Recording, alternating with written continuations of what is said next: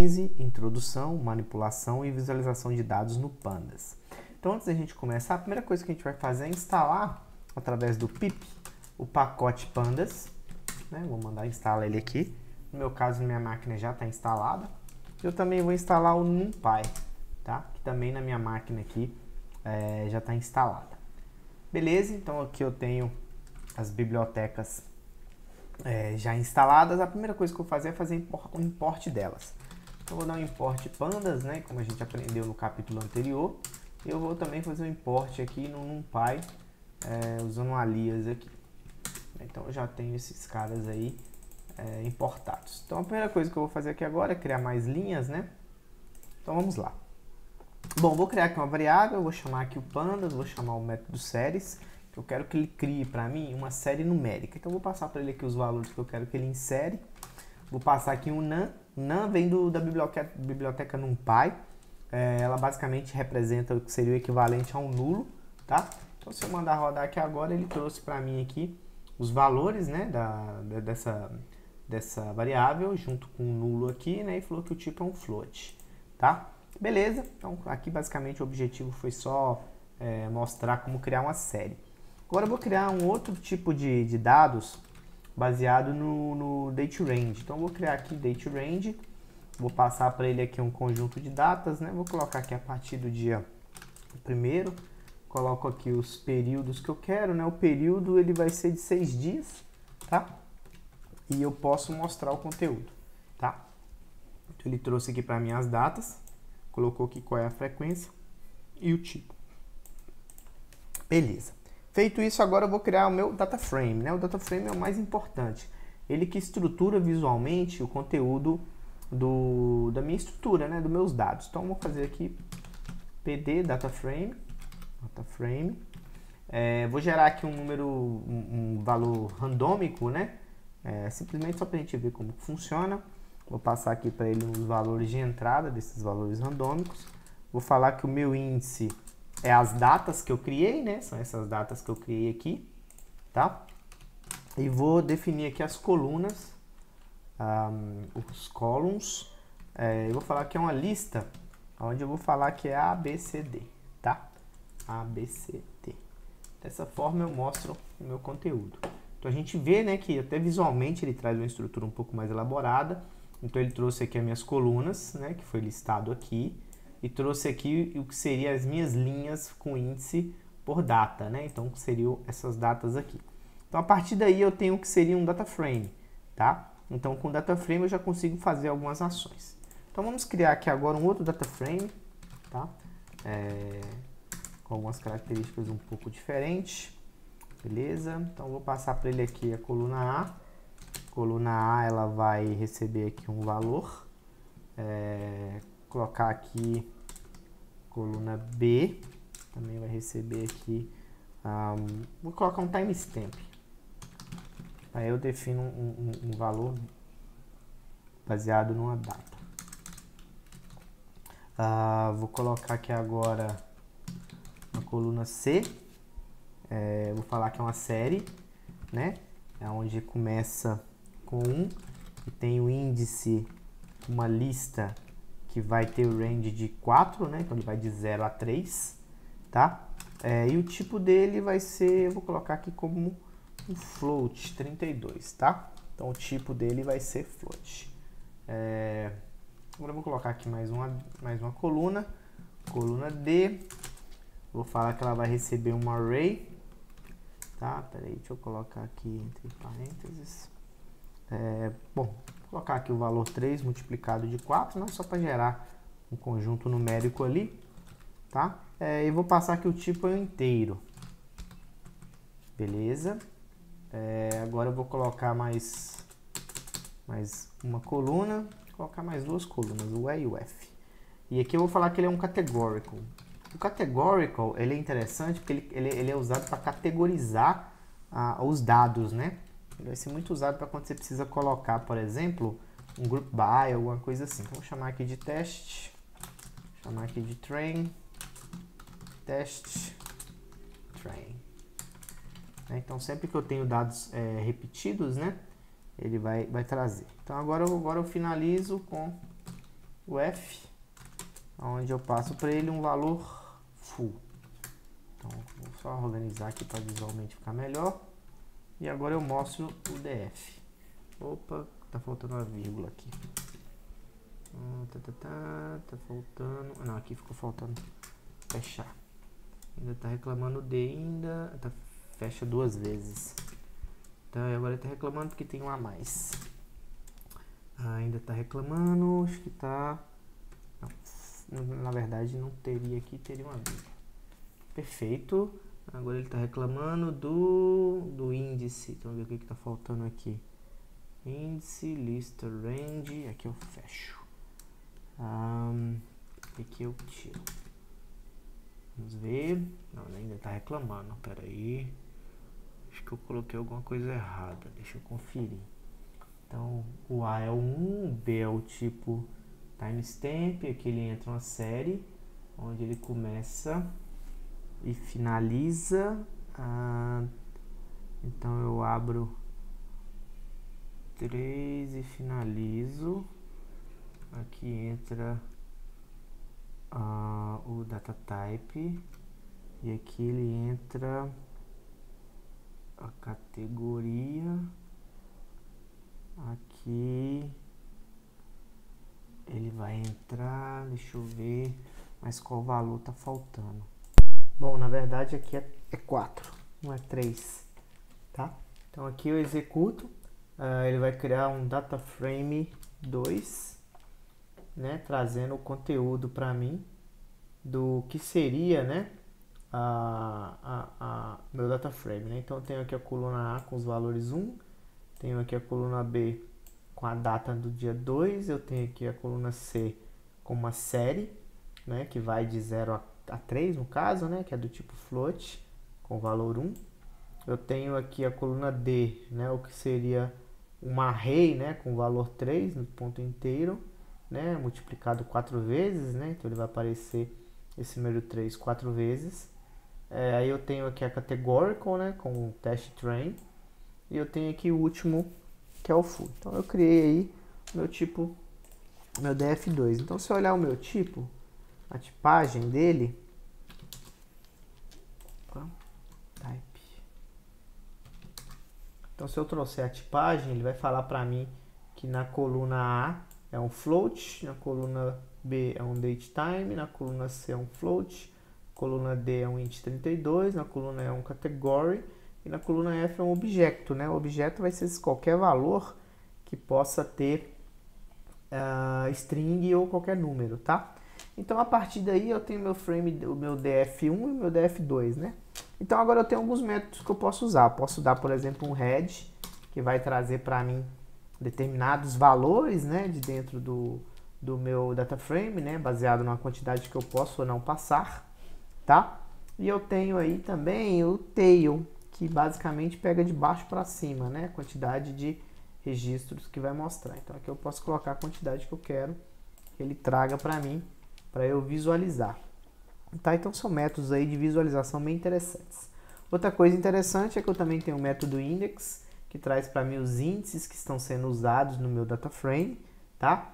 E eu tenho também o df columns, que traz para mim as colunas que estão sendo usadas no meu data frame, tá? Bom, e agora tem uma coisa interessante também, né? Eu tenho o df describe, que ele descreve de forma simplificada o conteúdo do meu data frame. Então ele traz para mim o total, né, de que cada coluna tem de registros, qual seria a média desses registros por coluna, qual que é o STD, qual que é o min, qual é o 25, 50, 75 e o máximo, né? E ele traz aí esses valores. E se eu quiser fazer a inversão disso, eu posso chamar o DFT, que ele vai transformar os meus índices em colunas e vai transformar minhas colunas em índices. Então é uma forma bem interessante aí de se trabalhar com o data frame. Deixa eu adicionar mais algumas linhas aqui. Beleza. Então agora vamos fazer o seguinte, vou chamar aqui um df sort index, né? Vou chamar aqui o axis 1, né, da coluna, e vou falar que ele é um ascend, né, falso, tá? Então ele vai trazer de ordem crescente normal. Então, quando eu rodo, ele traz para mim os valores, né, sorteados do meu índice, né, de ordem, na prática aqui, de ordem crescente, tá? E eu consigo também fazer com os valores, né? Então, posso dar um sort values e falo que eu quero que ele ordena para mim pela coluna B, tá? Então, feito isso, ele vai pegar a coluna B e vai organizar para mim, né, do menor para o maior, tá? Então, ele vai fazer isso. Posso tentar colocar um ascend aqui, vamos ver o que acontece. Tá, peraí. Ascending, né? True, vai trazer de ordem crescente. Se eu fizer falso, vai trazer na ordem decrescente, tá? Então é uma forma interessante aí de ordenar os valores, né? Tanto das colunas quanto dos índices, tá? E se eu quiser trazer só o valor de uma determinada coluna, eu posso simplesmente passar somente o valor dessa coluna, tá? Ele vai trazer aqui sempre o índice, tá? E vai trazer o valor daquela coluna em específico. Ou eu posso trazer através de ordem numérica, né? Começando por 0, tá? Então aqui ele vai trazer todos, aqui ele vai trazer somente 2 linhas, aqui ele vai trazer somente uma linha, né? Então aqui eu consigo trazer a quantidade, né? De linhas que vão ser mostradas, né, para o usuário. Eu posso fazer isso também trazendo via o próprio índice mesmo, né? Então posso colocar aqui, por exemplo, deixa eu colocar aqui agora um outro, né? Então ele vai trazer para mim os valores daqueles índices que foram definidos, tá? Bacana, interessante. Então vamos avançar. Lembrando que eu tenho meu dates ainda, né, com os meus valores ainda. Então agora eu vou usar agora o lock, né? Então eu vou chamar aqui o df lock e vou passar que eu quero que ele traga para... Primeiramente vamos ver o que tem dentro do date 0. Tá? O date 0 vai trazer o timestamp do dia 1º, né? Então, se eu jogar isso aqui para o meu df lock, né? O que ele vai fazer? Ele vai trazer para mim o valor localizado daquele dado, né? Deixa eu ver aqui. Opa, ele deu um erro aqui. Por quê? Vamos entender. Né? Aqui eu acabei colocando parênteses, né? Mas é colchetes. Então, mandando executar aqui, ele traz para mim, né, as localizações daquela data, né? Os valores, né? Daquelas colunas, né? E eu posso fazer também de outra forma, né? Eu posso também chamar aqui o df lock, passo para ele aqui qualquer posição, né? Coloco aqui as colunas que eu quero que ele traga. Quero que ele traga a coluna A e B. Ele vai trazer para mim a coluna A e B. Se eu colocar aqui um date 0, vamos ver o que vai acontecer. Ele vai trazer somente a data daquele dia, né? Daqueles dias, né? Posso colocar aqui, por exemplo, ele vai trazer 2 dias, né? Mas se eu não quiser ficar colocando, né, valores, né, eu posso simplesmente colocar o 2 pontos, ele vai trazer todos, tá? E também posso fazer de outra forma, né? Eu posso colocar manualmente, né, a data. Vamos colocar aqui manualmente, vamos ver como é que ele vai reagir. Aqui é 2 pontos. Vou colocar aqui manualmente. E aqui eu coloco as colunas que eu quero trazer, né? Tem que ser entre colchetes também. Vou colocar aqui as colunas que eu quero que ele traga. Tá faltando uma coluna. E ele vai trazer para mim os valores que foram ali definidos, tá? Beleza, eu falei do lock, né? E tem o iLock. O que o iLock faz, né? Então vamos fazer um teste aqui. Lock na posição 3. O que ele traz? Então, ele trouxe, né, o índice que estava na posição... Na verdade, na posição 4, né? Porque considera o 0, né, como uma posição. Tá? Como é que eu sei disso? 0, 1, 2, 3. Então, ele trouxe esse cara aqui. Beleza? Então, beleza. Vamos lá. Então, vou fazer agora um df.iLock, onde eu quero passar da posição 3 à posição 5, né? Então, ele vai pegar o 4, 5 e o 6. E eu quero as colunas de 0 a 2. Ou seja, ele trouxe a coluna A e a B, né? 0 e 1. Se eu colocar aqui 3, ele vai trazer a coluna C. Se eu colocar aqui 2, ele vai trazer mais um dia também. tá? Então esse lock aqui, ele é bem interessante, que ele nos ajuda aí, deixa eu apagar e colocar de novo, nos ajuda a trazer somente as colunas que eu quero, né, numericamente. Ih, acho que quebrou aqui o... Eu acabei colocando algum valor específico aqui, ele quebrou, né, quebrou aqui o campo. Então, vou fazer de novo, vírgula, 0, 2 pontos, trouxe aí pra mim. Então, ele trouxe o lock, o iLock, diferente do lock, né, o iLock ele trabalha com números, com posições, né, o lock não, ele trabalha com a posição, com o próprio índice. Então, aqui eu vou fazer um DF, então eu abro aqui os colchetes, eu vou criar um outro DF aqui, abro o colchete e falo que eu quero a coluna A que seja maior que 0. Então, ele vai trazer para mim tudo que tiver com a coluna A que seja maior que 0. Né? Se eu colocar aqui maior que 1, ele vai trazer para mim só o que tiver a coluna A maior que 1. Então, a forma de eu fazer o equivalente a um where, né? Um filtro. Ou eu posso fazer também DF maior que 0. Então, ele vai validar tudo que for DF, né? E que se tivesse maior que 0, ele vai trazer o que for menor que 0, ele põe none. Ele meio que substitui o valor, né? Então, é uma forma também de trabalhar aí com o data frame, né? O data frame ele é bem, né? Bem aberto, né? Então, você consegue fazer muitas coisas. Então, agora eu vou fazer o seguinte, eu vou chamar aqui um DF2 e vou falar que ele é uma cópia do DF1, tá? Por que isso é interessante? Porque dependendo do que eu vou fazer no meu data frame, o ideal é que eu faça uma cópia, né, para um outro data frame. Então aqui eu tenho o DF2, né, com esse conteúdo, só que eu quero adicionar nesse DF2 uma coluna chamada E. Nessa coluna eu vou colocar os seguintes valores. Vou colocar aqui o valor known, vou colocar aqui o valor known de novo, vou colocar aqui o valor true, vou colocar aqui o valor 3, vou colocar aqui o valor 4, vou colocar aqui o valor 3 de novo, tá? Então, se eu executar esse cara de novo, agora ele cria uma coluna nova, né, com esses novos valores que eu passei. Isso significa que eu posso fazer, por exemplo, um filtro seguinte, DF2, abre e fecha colchetes, né? Então, eu quero que DF2 na coluna E, né, eles têm que estar dentro, né? Ele tem que estar dentro, e aí eu abro parênteses aqui, dentro de quê? Dentro do que seja true e do que seja o for. Feito isso, ele vai trazer para mim, né, dentro desse filtro aqui, somente o que tiver com valor true e for. Então ele meio que faz um filtro, né? Um filtro um pouco mais refinado, mas ainda assim é um filtro.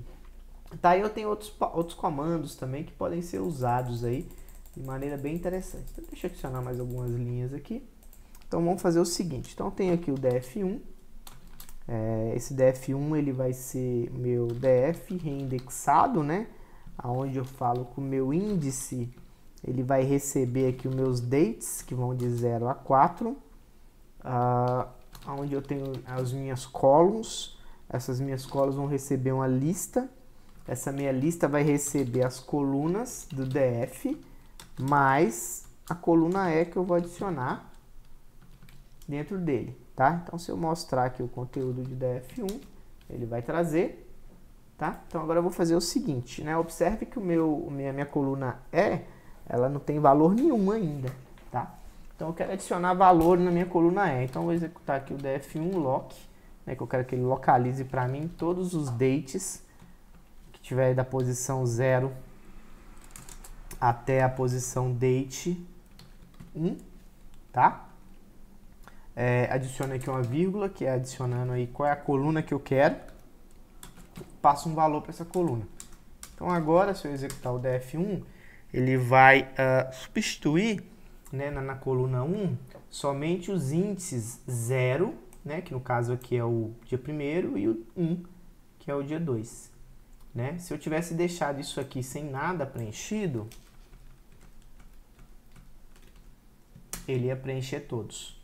Por quê? Porque eu defini para ele preencher todos. Aí, no caso aqui, como eu defini quais são os índices que seriam modificados, ele modificou somente aí o índice da posição